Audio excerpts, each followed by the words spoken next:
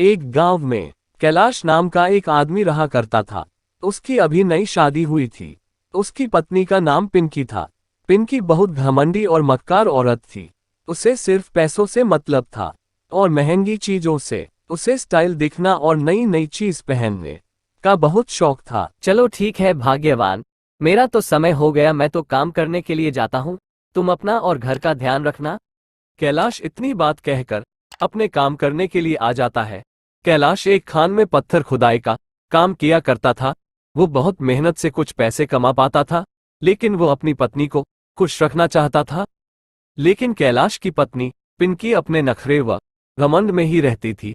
फिर कैलाश काम खत्म करके अपने घर पहुंच जाता है। कैलाश थका हुआ था, उसे जोरों की भूख भी लगी थी। अरे भाग्यवान, मुझे बहुत जोरों से भूख लगी है, तुम किचन से मेरे लिए खाना ले आओ। तो मैं क्या करूं? तुम्हें भूख लगी है तो किचन में खाना बना हुआ पड़ा है, जाओ और खा लो खाना। अरे मैं थका हुआ हूँ, तुम भी तो मुझे खाना डाल सकती हो। लेकिन नहीं, तुम्हें तो सिर्फ तुम्हारे नखरे चाहिए और तुम्हें किसी से मतलब नहीं है। हाँ चाहिए मुझे तो मेरे नखरे। तुम तो मेरे नखरे उठा नहीं सकते हो, मुझे खुद ही मेरे नखरे उठाने पड़ते हैं। हाँ रहने दो, तुम्हें कोई खाना डालने की जरूरत नहीं, भगवान ने मेरी भी हाथ दिए हैं, मैं अपने आप खाना ले लूंगा और अपने आप खा लूंगा। फिर अगले दिन की सुबह हो जाती है। कैलाश अपनी खान में जाने के लिए तैयार हो जाता है। लेकिन कैलाश की पत्नी पिंकी उसे सिर्फ पैसों से मतलब था, न कि कैलाश से। कैलाश खान में पहुंचकर बहुत मेहनत करता है ताकि वह ज्यादा पैसे कमाकर अपनी पत्नी पिंकी को खुश रख सके। लेकिन पिंकी कैलाश को समझ नहीं पाए।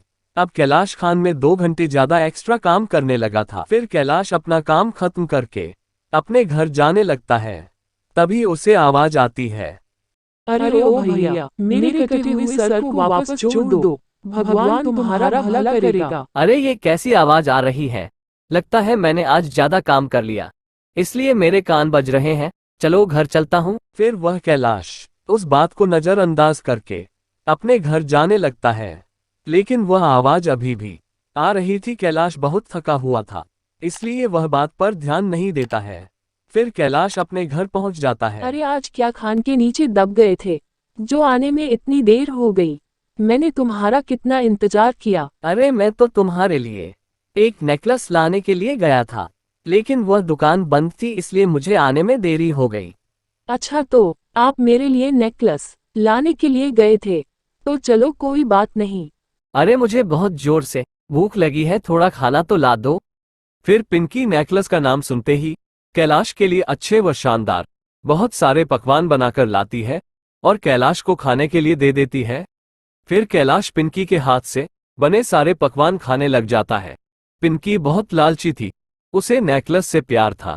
फिर अगली सुबह कैलाश अपनी खान में काम करने के लिए चला जाता है। कैलाश खान में देर रात तक काम करता है। कैलाश को अब नेकलेस लाने के लिए भी जाना था, तो कैलाश जल्दी काम करके जंगल के रास्ते से निकल जाता है। अरे मुझे नेकलेस लाने के लिए भी जाना है, कहीं देर ना हो जाए।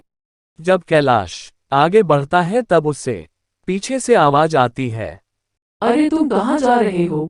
मेरे कटे हुए सर को जोड़ दो, मैं कल भी तुम्हें पुकारा था। अरे ये कौन है जो कल भी मुझे पुकार रही थी और आज भी मुझे पुकार रही है? तभी वो चुड़ैल बिना सर की जो कैलाश के पास आ जाती है। अरे मैं तुम्हें इतनी आवाज दे रही हूँ, तुम्हें सुनाई नहीं दे रहा? मेरे इस सर को मेरे धड़ से चिपका दो। हे राम, तुम तो एक चुड़ैल हो, मैं तो मर गया रे। फिर कैलाश बहुत डर जाता है और दौड़ते हुए अपने घर चला जाता है। अरे तुम कहाँ जा रहे हो? मेरे इस सर को तो मेरे धड़ से जोड़ दो, मैं तुम्हें भागने नहीं दूंगी, तुम्हें मेरे सर को जोड़ना ही होगा, नहीं तो मैं सबको मार डालूंगी। फिर कैलाश दौड़ता हुआ घर अपनी पत्नी के पास पहुंच जाता है। अरे क्या हुआ, तुम इतने तेज दौड़ते हुए क्यों आए?